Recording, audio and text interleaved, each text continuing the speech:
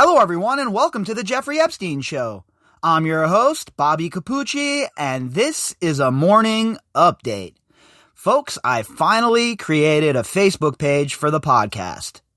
I will post a link to it in the description box, and I figure we can use it to keep the conversation going. If there's something about the article that we cover, you can pop on there and we can talk about it, we can discuss it, we can dissect it, and we can throw ideas off of each other, right?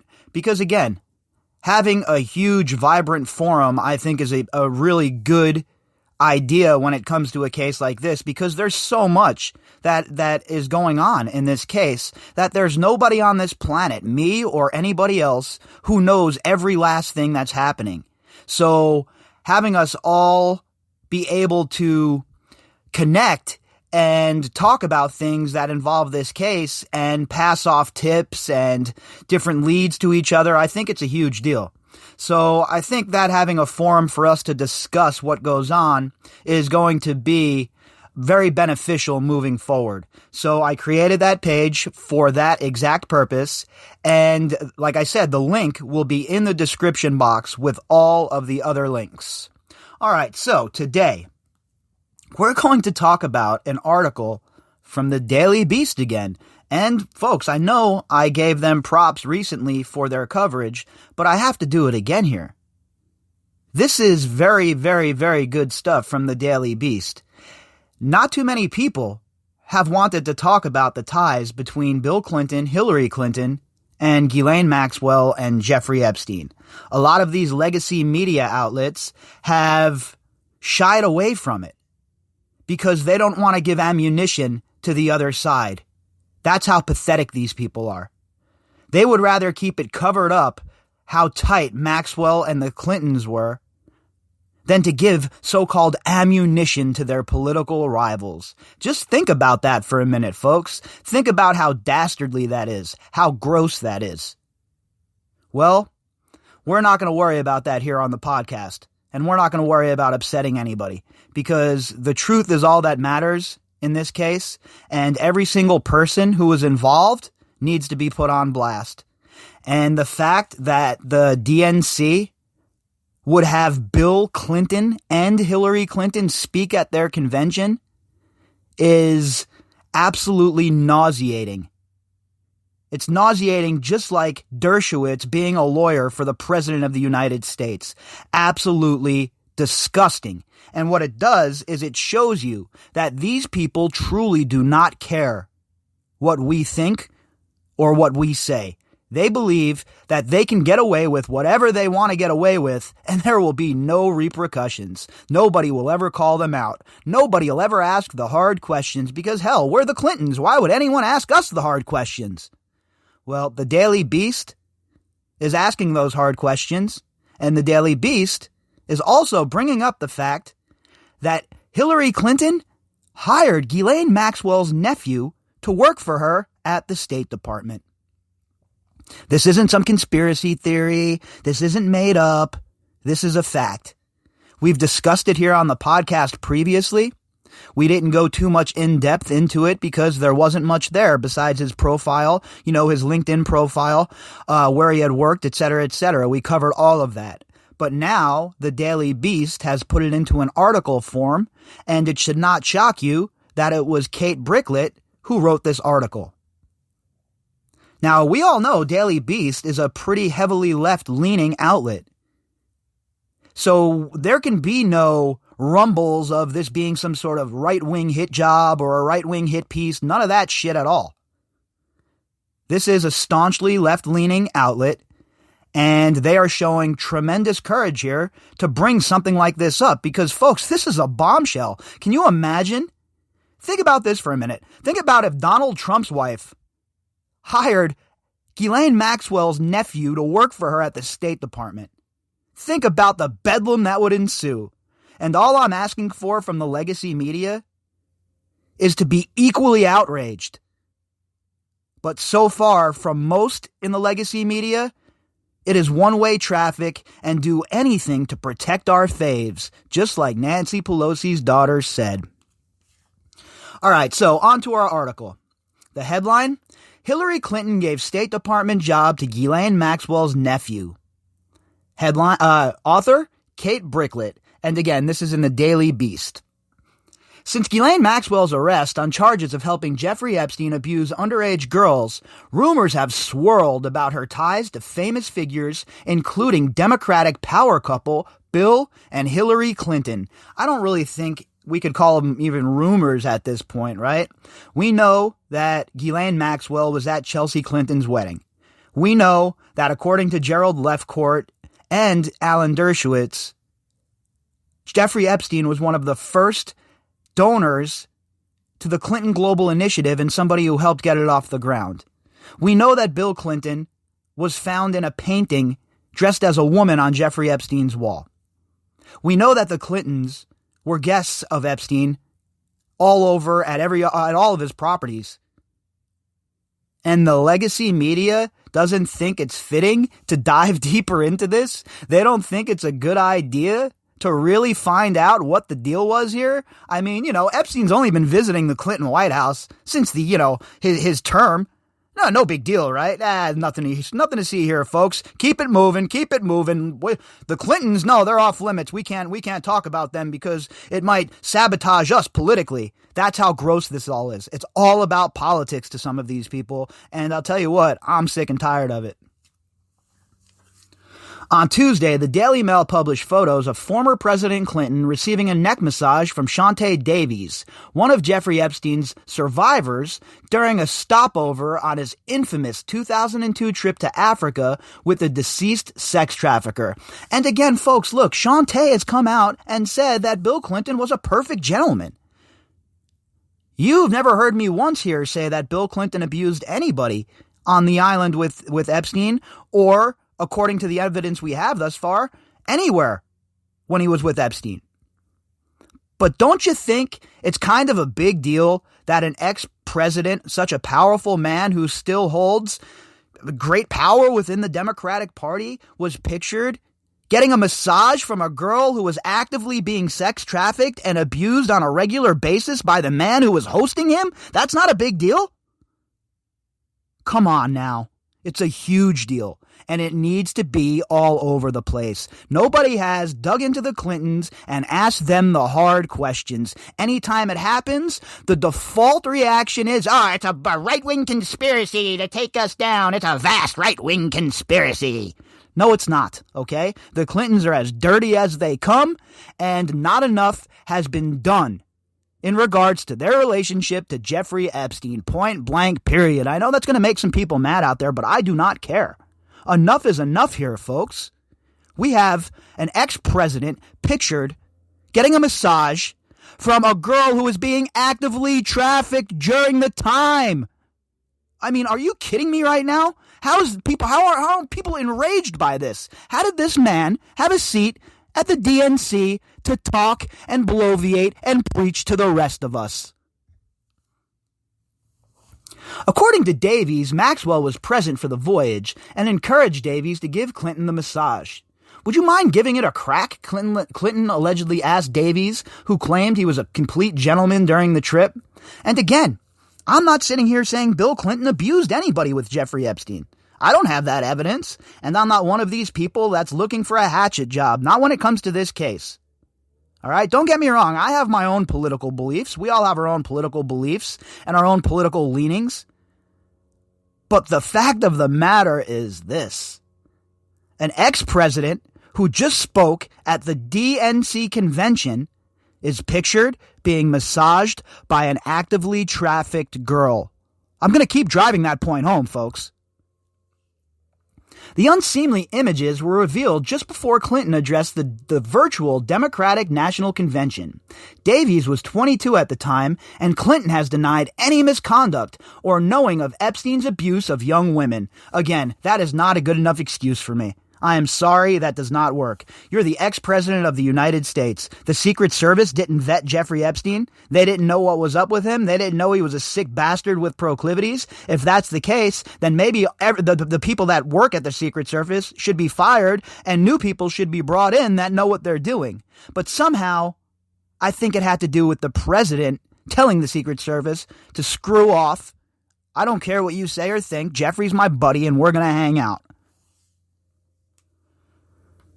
Now, the celebrity tabloid OK Magazine is reporting that ex-Secretary of State Hillary Clinton gifted Maxwell's nephew, Alexander DeRossi, a position within her department when he was just out of college and gave him special treatment.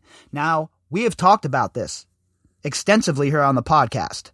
Now, I can't say one way or the other about special treatment because I don't have any knowledge of that one way or the other. But what I will tell you is this. This is absolute nepotism at its finest. Alexander DeRossi had no business being in the position he was in. As somebody who studies that region, as somebody whose school background is in the Near East, I can tell you with certainty that Alexander DeRossi had no business over there.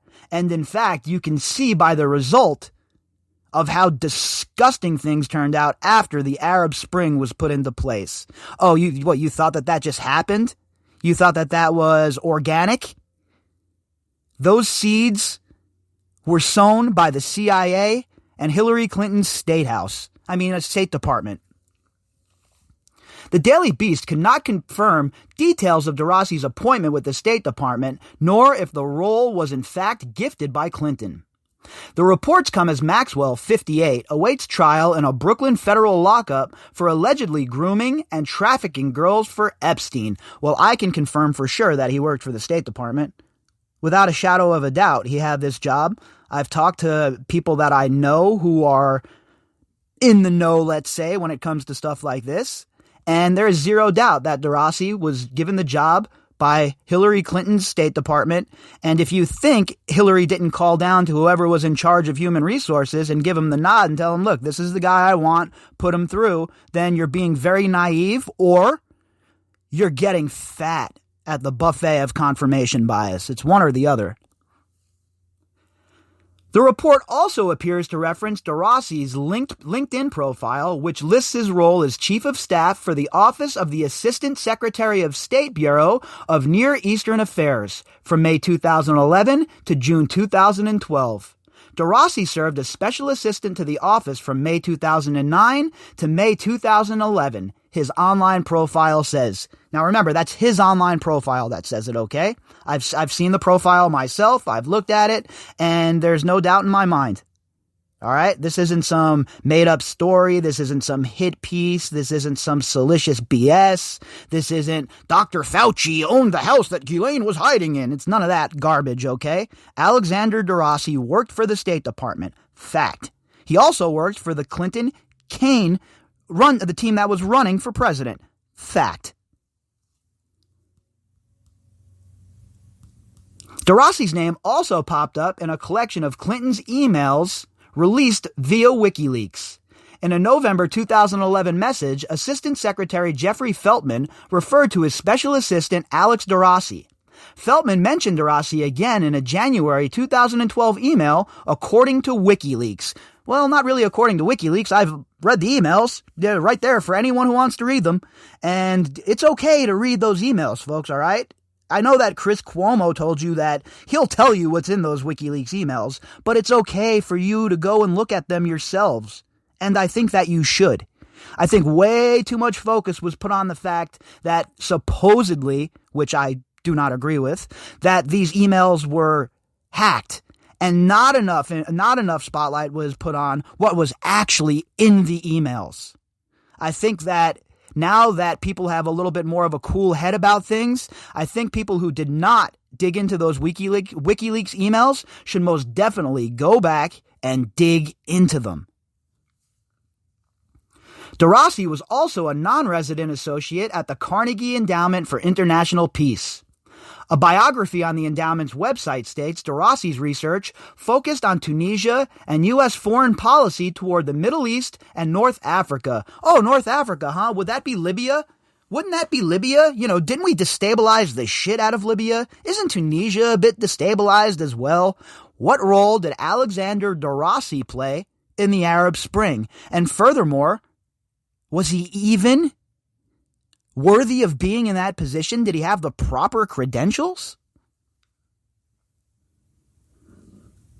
The bio ads from 2009 to 2012, DeRossi was Chief of Staff and Special Assistant in the U.S. Department of State's Bureau of Near Eastern Affairs, covering U.S. relations with Arab states, Israel, and Iran. He worked on matters relating to democratization and civil society in the Arab world, the Arab uprising, and Israeli-Palestinian peace. Folks, look, that whole entire Arab Spring was straight up garbage and horribly executed. This is something I can speak about with confidence. This is where my bread and butter is. Talking about the Middle East negotiations, strife in the Middle East, the history of the wars in the Middle East, etc., etc. Near East policy is where I cut my teeth. So the fact that this guy is running around and acting like it's a good thing he was involved in this Arab Spring, yeah, not so much. The Arab Spring was an abject failure, and it was just another example of terrible planning and carrying out of a mission in the Middle East. DeRossi has served as a U.S. representative to the Friends of Libya conferences, shocking. Friends of the Syrian People conferences, oh, that's a shock as well. U.S. GCC Strategic Coordination Forum, and several UN General Assemblies, the profile concluded. Let's see, Libya, civil war, Syria, civil war. You see what's going on here, folks? You catch the pattern? Everywhere the State Department ends up in the Middle East, everywhere they dip their fingers, turns into a quagmire of shit. And DeRossi was directly involved in all of that. From September 2007 to June 2008, DeRossi was policy associate for Hillary Clinton's presidential campaign. He listed his job duties as such: researched and drafted memos, briefings, and policy papers for candidate, senior staff, and news media on wide range of domestic and foreign policy issues. Prepared for more than 20 debates. In late 2007, Epstein was under investigation for trafficking girls in Palm Beach and working on a secret plea deal with federal prosecutors. Maxwell is believed to be one accomplice who was protected under the controversial agreement. Now think about that. He was hired in 2007 and 2008 while Epstein was under investigation. While Epstein was about to go to jail, Hillary Clinton was hiring Ghislaine Maxwell, who was protected by the plea agreement, mind you. We all know she was guilty as hell, but Hillary Clinton hires her nephew and brings him on to her presidential campaign team. And then, when she loses, a little bit later on down the road, after Epstein's already been convicted, she brings him back to the State Department to work. You mean to tell me that there were no policy wonks available besides Alexander DeRossi? I know that's a lie. I have plenty of colleagues who would have loved to have that job. Plenty of very, very well-decorated colleagues who would have loved to throw their hat in that ring, to have a chance to fix and set policy for the Middle East. But no, she hires Ghislaine Maxwell's nephew. Isn't that fantastic, folks? The Yale and Princeton alum, the son of Maxwell's sister Isabel, apparently returned for Clinton's 2016 presidential run. DeRossi lists jobs as National Security Policy Planner for the Clinton-Kaine Presidential Transition Team in 2016. Maxwell and Epstein's connections to the Clintons have faced greater scrutiny after Epstein was arrested in July 2019 for his years-long child sex trafficking scheme. Well, I agree that they're starting to get a little bit more scrutiny, but not from the powers that be, not from the huge outlets. Again, the Daily Beast, and Kate specifically, has been going hard in the paint here, and they have taken the same strategy that I have, and that is fire and burn for anybody involved. I don't have any political favorites. I am a political refugee at this point. So I really could care less which side wins or loses anymore. I don't even care about it, any of it. All I care about is this absolute injustice that we see on a regular basis within our criminal justice system and within the country itself. These disgusting, gross entities like Ghislaine Maxwell and Jeffrey Epstein have invaded every level of our lives. And these people and their friends are the ones who make the decisions for how things are going to go for us, our children, and those we love. And if that does not terrify you folks, I honestly have no idea what will. As the Daily Beast reported, Epstein visited the Clinton White House multiple times in the 90s, and Maxwell attended Chelsea Clinton's wedding in 2010. And not only that, we have heard reports that Maxwell and Clinton, Bill, were engaged in an affair. You can go look it up for yourselves. You would think that the legacy media would do a better job informing you about all of this, but they're too busy trying to protect their faves. Meanwhile, several Clinton staffers were listed in Epstein's little black book, including Cheryl Mills, Mark Middleton, and Doug Band. Now, Doug Band is an interesting guy. As far as bagmen go, and for bundlers, he is right at the top of the list. Virginia Roberts, a survivor of Epstein's abuse, has previously claimed Bill Clinton visited Epstein's private island in the U.S. Virgin Islands. Yes, she has. So again, either you believe Virginia or you don't. I believe Virginia, and I believe all of this evidence that we have about Bill Clinton too. Robert said Maxwell and someone named Emmy Taylor, were present for Clinton's trip along with a pair of young girls from New York. They all allegedly stayed in villas outside the main residence. The accusations were revealed in a tranche of court documents unsealed last month, and Roberts now settled defamation suit against Maxwell. And again, you want to talk about craziness? You want to talk about a story that should be blowing the lid off of things? You would think that this story involving Bill Clinton, of all people, would be rocking the establishment. But they are so shameless that they trot him and his wife out for their DNC rally like nobody's paying attention to what went on. Now, of course, the legacy media is going to try and stuff all this. They're going to try and hide it. They'll try and make excuses. But I know for a fact that people following this case at this point do not give a damn about these stupid partisan politics. People want the gross disgustoids who are involved in this to burn.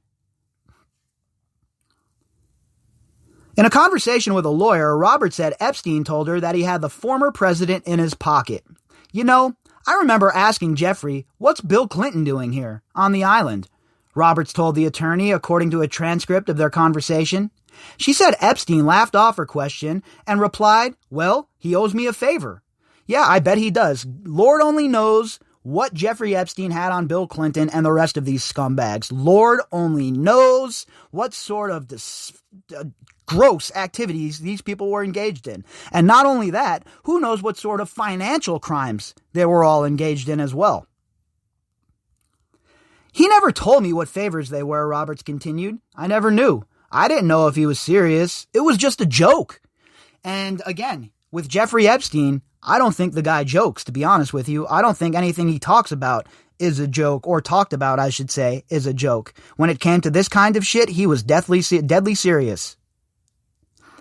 Now, you would think that Ghislaine Maxwell's nephew, working for the State Department, working for 2 presidential runs of Hillary Clinton, and being obviously brought in there with an extreme act of nepotism, would be a huge story that would have journalists from the New York Times, the Post, all of the legacy media outlets falling over themselves to try and get an interview with DeRossi and try and figure out what went on. But instead, they are more worried that it might give ammunition to the other side. So, instead of bringing justice to the survivors and attempting to right a severe wrong, they would much rather engage in tribalistic politics. My opinion on all of that is that I hope they all go down.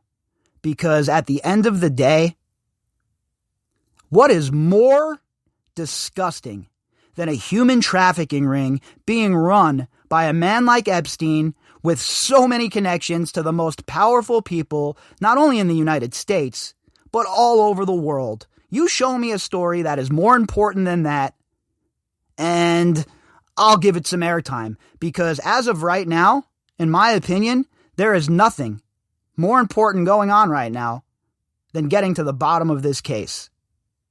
If you'd like to contact me, you can do that at bobbycapucci@protonmail.com. That's BOBBYCAPUCCI@protonmail.com. You can also find me on Twitter at BOBBY_CAPUCCI. And again, I created a Facebook page for the show, so the link will be in the description box, along with the link to the episode and the link to the GoFundMe. All right, everybody, we'll be back later on. I hope you all have a great day.